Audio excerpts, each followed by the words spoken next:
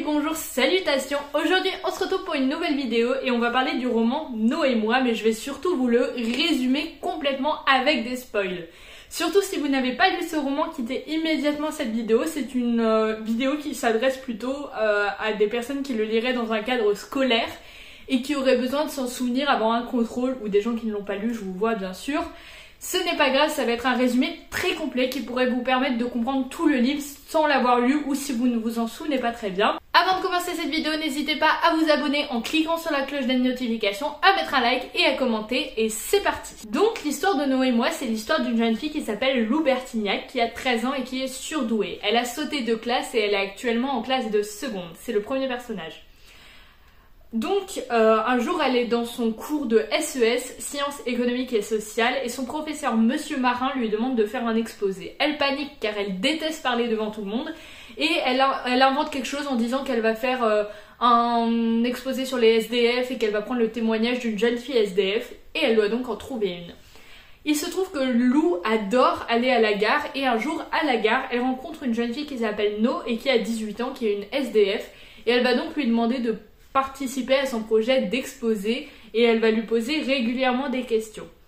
Il faut également savoir que Lou a un crush sur un garçon, donc elle est in love d'un garçon, elle est amoureuse d'un garçon qui s'appelle Lucas, qui a 16-17 ans, donc qui a redoublé de classe lui, et il est très bagarreur et dissipé, il a des mauvaises notes et il y a très peu de chances qu'il puisse passer en première générale, donc ils sont très différents puisque elle a sauté de classe, lui il en a redoublé 2. Donc, Lou va construire son exposé en posant des questions à No, tout ça dans un café, à chaque fois un café soit le même, soit pas le même. Lou boira souvent un coca et souvent No prendra de l'alcool qui sera de plus en plus fort au fil du roman. D'abord elle prendra des bières puis de la vodka à la fin du roman, ce qui montre une progression bien sûr. Donc là je vais vous dire les histoires des 3 personnages principaux, donc Lou, No et Lucas, leur histoire qu'on découvre au fil du roman, donc leur passé, etc. Ce qui fait qu'ils sont eux. Donc l'histoire de Lou, c'est que tout allait bien dans sa vie jusqu'au jour où sa mère ses parents ont eu un bébé qui s'appelle Thaïs et qui malheureusement décède subitement sans aucune raison à l'âge de quelques mois. Donc le père de Lou arrive plutôt bien à surmonter cette épreuve, donc c'est quand Lou a environ 9-10 ans, un petit peu moins, peut-être 8 ans. Donc son père surmonte bien cette épreuve, mais sa mère n'y arrive pas du tout. Donc cette même année, Lou voit une psychologue et se fait diagnostiquer surdouée, elle fait un test de QI. Donc quand elle arrive en 6e, elle va dans un collège spécialisé pour les enfants surdoués qui se trouve à Nantes alors qu'elle habite à Paris avec ses parents. Donc elle part à chaque fois pour toute la semaine et voit ses parents seulement le week-end. Et sa mère, elle est internée dans un hôpital psychiatrique pour soigner sa dépression suite à la perte de sa fille. Donc voilà un petit peu l'histoire et petit à petit... Lou n'en peut plus au bout d'un moment d'aller dans son collège si loin. Donc à la fin du collège, donc elle a quand même fait les 4 années, elle demande à ses parents d'aller dans un lycée normal à Paris et c'est le lycée où elle est pendant l'histoire.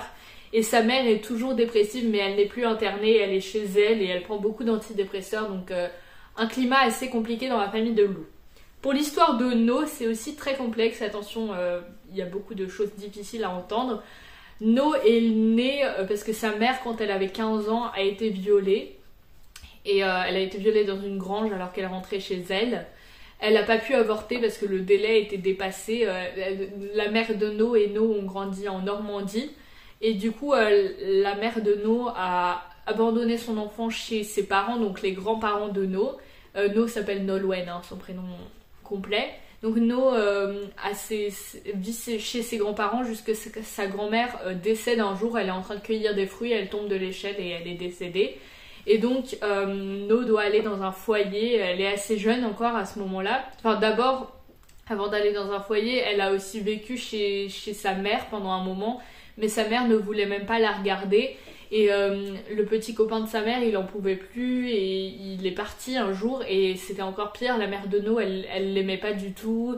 Et un jour, No, elle est tombée dans un escalier, elle s'est cassé les doigts, elle s'est fait très mal et tout. Et sa mère, elle s'en fichait, elle l'a pas soignée. Et c'est là que No est allée dans un foyer. Donc dans le foyer, tout se passe plutôt bien au début. Elle rencontre une amie qui s'appelle Geneviève et qui va pas forcément bien au début mais qui va réussir à s'en sortir parce qu'elle elle a vécu un incendie dans lequel elle a perdu toute sa famille, mais à la fin elle va réussir à devenir caissière chez Carrefour ou quelque chose comme ça. Et l'autre ami de No dans ce foyer, c'est Loïc, qui est son petit ami. Et un jour, Loïc va partir en Irlande et va lui écrire de nombreuses lettres pour lui dire de la rejoindre. Et du coup, No, elle va vouloir rejoindre Loïc. À 17 ans, elle fugue une énième fois de son foyer et elle devient sans domicile fixe, donc SDF. Elle vit dans la rue, elle se trouve souvent des refuges pour dormir la nuit et ne pas dormir dehors. Et au moment de l'histoire, elle a environ 18 ans et quelques semaines. Donc ça c'est pour l'histoire de No. Et l'histoire de Lucas, enfin, donc le jeune garçon que Lou aime. Lucas, son père et sa mère vivaient ensemble, voilà, jusqu'au jour où son père est parti au Brésil un petit peu sans prévenir. Sa mère s'est trouvé un autre petit copain, sauf que le petit copain de sa mère et Lucas ne s'entendent pas du tout. Et sa mère n'en peut plus de leur dispute à répétition, donc elle part avec son petit copain vivre ailleurs. Et elle laisse Lucas seul dans un grand appartement à Paris.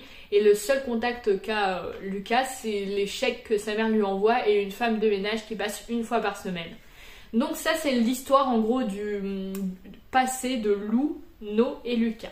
On va maintenant revenir au livre. Donc, après avoir posé beaucoup de questions à No, qui s'étale sur plusieurs semaines, Lou va enfin faire son exposé, tout se passe très bien, elle a 18 sur 20 il me semble. Et elle dit à No, ah ça te dirait qu'on se revoit pour que je te raconte comment s'est passé mon exposé, mais elle ne revoit plus No. Jusqu'au jour où enfin vraiment elle galère à revoir No, elle va la voir pendant les vacances au Resto du Cœur, mais No réagit très mal et la pousse du trottoir, etc. Et enfin un jour No attend Lou à la sortie du lycée, donc Lou sort, elle voit No, etc. qui a l'air beaucoup plus fatiguée et beaucoup plus abîmée que d'habitude. Lou se dit que ce n'est plus possible et elle demande à ses parents si No peut habiter chez elle. Ses parents disent oui, mais il faut que tu nous la présentes, enfin il faut qu'on ait un dîner de présentation. Donc un jour, quand No vient la chercher à la sortie du lycée, Lou se dit mince, mais elle est dégoûtante, mais ça va faire une mauvaise première impression à mes parents. Donc elle demande à Lucas s'ils peuvent aller chez lui parce qu'elle sait que ses parents n'habitent pas chez lui. Donc ils se rendent dans l'appartement de Lucas où No vomit, elle dit qu'elle a pris des médicaments, voilà, donc déjà ça se passe pas très bien. Lou lui fait prendre un bain, lui donne des vêtements qui appartiennent à la mère de Lucas. Et le moment arrive où Lou va ramener No chez elle pour la présenter à ses parents. La présentation se passe plutôt bien, même si No est assez éteinte à cause des médicaments qu'elle a pris. Et No obtient le droit de vivre chez Lou dans la chambre qui était la chambre de Thaïs, donc la petite sœur de Lou qui est décédée. Donc No va faire des démarches, elle va avoir des assistantes sociales pour essayer de trouver un emploi et elle va finir par trouver un emploi dans un hôtel qui n'est pas forcément le meilleur emploi dont elle pourrait rêver parce que déjà la moitié est payée au black, c'est-à-dire que ce n'est pas déclaré. Et son patron est méchant, il lui hurle dessus à chaque fois qu'elle prend une pause, etc. Donc ça ne passe pas forcément très bien. Mais étant donné que No est sans domicile fixe, qu'elle n'a pas de diplôme, qu'elle ne sait pas utiliser un ordinateur, enfin bref, elle n'a aucune compétence, elle ne peut pas trouver un meilleur emploi pour l'instant, donc elle doit rester à l'hôtel. On voit au fil du roman que la mère de Lou, elle va de mieux en mieux, tandis que No continue d'habiter chez eux parce que vraiment ça lui fait de la compagnie, etc. Donc la mère de Lou va sortir peu à peu de sa dépression. Il faut savoir que No et Lou vont très souvent chez Lucas et Lou est des fois un peu jalouse du lien que ont No et Lucas qui sont plus proches en âge parce qu'on rappelle que Lucas a quand même redoublé de classe, donc il a environ 16-17 ans, donc il est quand même beaucoup plus proche en âge de No que de Lou. Donc il va se passer quand même des moments où No, Lou et Lucas sont chez Lucas, mais il y a aussi de nombreux moments où Lou est toute seule chez Lucas, elle invente des choses, elle dit qu'elle va faire un exposé, elle dit qu'elle est chez un garçon mais qu'il y a ses parents, etc. Et il faut savoir que Lucas a un surnom très spécial qu'il donne à Lou, c'est le surnom Pépite, qui est assez important quand même parce que c'est comme ça qu'il l'appelle, il l'appelle jamais vraiment Lou, il l'appelle tout le temps Pépite. Un jour, No décide d'aller voir sa mère qui s'appelle Suzanne parce qu'elle se dit qu'elle a plus de contact avec elle. Elle sonne à la porte mais sa mère n'ouvre jamais, c'est un moment très dur pour No qui va vraiment la faire replonger dans son passé. Donc en plus de ça, quelques temps après, Lou et sa famille vont chez sa tante quelques jours, sauf qu'ils ne peuvent pas emmener No avec elle parce que déjà elle n'est pas vraiment de leur famille et en plus elle travaille. Donc ils laissent No toute seule dans leur maison. Ils disent qu'ils vont l'appeler, etc. Ils l'appellent et elle répond jamais, donc ils ont très peur. Quand ils rentrent, ils voient des bouteilles d'alcool dans la chambre de No, ils voient des médicaments, etc. Et ils se rendent compte qu'en fait No va pas du tout bien, elle se saoule, elle prend des médicaments. Le père de Lou engueule No et lui dit que si ça se reproduit, elle pourra plus rester chez eux parce qu'elle met en danger tout le monde. Et là on se rend compte qu'en fait No, elle a changé de travail, maintenant elle travaille de nuit au bar de l'hôtel, qui est un travail beaucoup plus fatigant et elle est souvent très très fatiguée, elle n'arrive plus à vraiment vivre autrement en fait. Elle travaille de nuit, la journée elle dort tout le temps et elle voit plus trop Lou, donc c'est un moment un peu difficile entre ces deux-là. Et un jour le père No rentre une nouvelle fois bourré, etc. Le père de Lou s'énerve et vire No de chez elle. Il dit qu'ils peuvent plus faire ça, etc. Au début il dit on va t'aider à trouver un foyer, sauf que No bien sûr elle attend pas parce qu'elle se dit ça va tout juste continuer comme avant. Donc elle quitte la maison de Lou sans les laisser lui dire au revoir. Et Lou la retrouve et elle la fait habiter chez Lucas, qui rappelons-le vit tout seul. Sauf que très vite c'est pire que tout parce que No elle boit beaucoup, elle fait un peu de la merde et tout chez Lucas. Et Lucas il en peut plus parce qu'il aime beaucoup Lou, il aime beaucoup No, mais il a besoin aussi que chez lui ce soit viable. Il y a une femme de ménage qui vient pour vérifier que tout va bien, sa mère peut passer à tous instants, c'est quand même chez elle. Donc ça va pas fort entre tout le monde, il y a beaucoup de disputes. Et en plus Lucas trouve beaucoup d'argent dans les poches de No et il se demande si elle travaille toujours au bar. Donc ça c'est une interprétation personnelle ce que je vais vous dire. Mais pour moi, No a perdu son travail au bar et est désormais une prostituée, une travailleuse du sexe, ce qui expliquerait beaucoup de choses dans le roman. En fait, c'est fortement sous-entendu, genre dans le roman, Lucas trouve l'argent dans la poche de No, l'engueule et lui dit « Mais tu fais quoi pour gagner tout cet argent ?» Sous-entendu, est-ce que tu te vends pour gagner cet argent? Parce que c'est vraiment une somme d'argent phénoménale. Et en plus, No commence à dépenser son argent, elle achète des Converse à Lou qui sont quand même très chers. Donc elle commence à dépenser son argent, ce qui peut faire croire qu'elle gagne plus qu'avant, donc qu'elle aurait changé de travail et qu'elle ferait quelque chose d'illégal. Ça encore une fois, ce n'est pas dit clairement, mais c'est très fortement sous-entendu. Donc un jour Lou va chez Lucas où il y a No toujours et ils passent la soirée ensemble et en fait c'est justement la soirée où elle est bourrée, Lucas trouve l'argent, rien ne va, etc. Et elle redescend de chez Lucas hyper en retard alors que ses parents l'ont appelée 3 fois. Elle monte dans la voiture et elle se fait engueuler. Ils rentrent chez eux parce que ses parents en fait étaient au théâtre et ils la prennent en repassant par chez eux. Et ils l'engueulent, ils disent mais... Et là d'un coup ils posent la question, est-ce que No est chez Lucas? Et Lou elle dit oui, elle est chez Lucas parce qu'elle sait pas vraiment mentir. Et du coup elle dit aussi que les parents de Lucas en fait ils habitent pas chez Lucas, les parents de Lucas ils y sont pas, et qu'elle leur dit que tout ce temps en fait elle était chez Lucas mais qu'il y avait aucun adulte alors qu'elle a quand même 13 ans. Et du coup ses parents appellent la maman de Lucas et le lendemain matin, elle sait qu'elle va appeler la maman de Lucas, elle sait ce qui va se passer. Donc le lendemain matin Lou elle part de chez elle avec un sac qui contient ses affaires, elle claque la porte. Elle va chez Lucas et elle dit « Lucas, il faut que No parte immédiatement. Mes parents vont appeler ta mère et ta mère va débarquer. Il faut que No s'en aille. » Donc il prépare ses affaires, etc. Et Lou part avec No. Elles sont dans la rue, elles s'achètent un bonnet, une glace, etc. Et elles disent qu'elles vont aller en Irlande. Rappelons-nous, Irlande, là où Loïc a dit à No qu'il habitait. Donc No, elle veut aller en Irlande pour retrouver Loïc. Et Lou, elle veut aller avec elle parce qu'elle n'a pas envie de quitter No. Et très vite, No, elle dépense beaucoup d'argent, elle leur paye une nuit d'hôtel avant de pouvoir partir en Irlande, elle leur paye un cinéma, etc.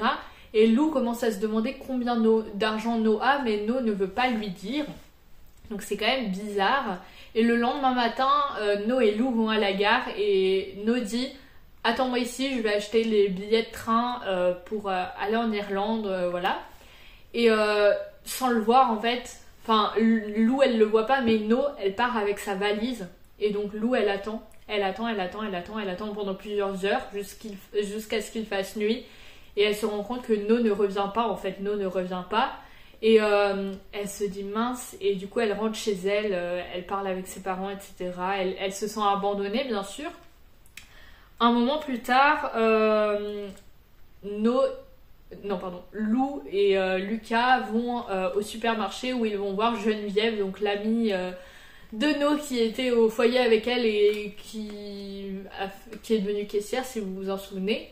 Donc Lou va la voir, elle lui demande et tout si elle pense qu'elle peut être partie en Irlande, pardon. Et Geneviève dit bah ça m'étonnerait parce que Loïc ne lui a jamais écrit. Il est parti en Irlande et il ne lui a jamais écrit. Ce qui est bizarre, c'est que pendant tout ce temps, No a menti en disant que Loïc lui écrivait souvent depuis l'Irlande, qu'il voulait l'épouser, etc. Et donc on découvre qu'en fait No a menti, qu'elle a jamais eu de plan avec lui en Irlande, qu'elle est juste partie comme ça, et que en fait rien ne l'attend en Irlande. Son petit ami de l'époque ne lui a jamais réécrit, et que c'est elle qui part en Irlande, mais il n'y a personne pour l'accueillir en quelque sorte. Donc c'est quand même un coup au moral, et voilà, ça se finit pas totalement comme ça. Il y a une scène qui se déroule quelques mois après, une scène où Lucas et Lou s'embrassent, et c'est comme ça que le roman se termine. Je pense vous avoir tout dit. Donc c'est un roman quand même très riche, donc n'hésitez pas à regarder la vidéo plusieurs fois, à prendre des notes, etc. Il se passe beaucoup de choses dans ce roman. J'espère que c'était un bon résumé. Si vous avez des questions, n'hésitez pas à les poser en commentaire. Je réponds globalement très vite, donc posez-les en commentaire, surtout pas par mail ou sur Insta, etc.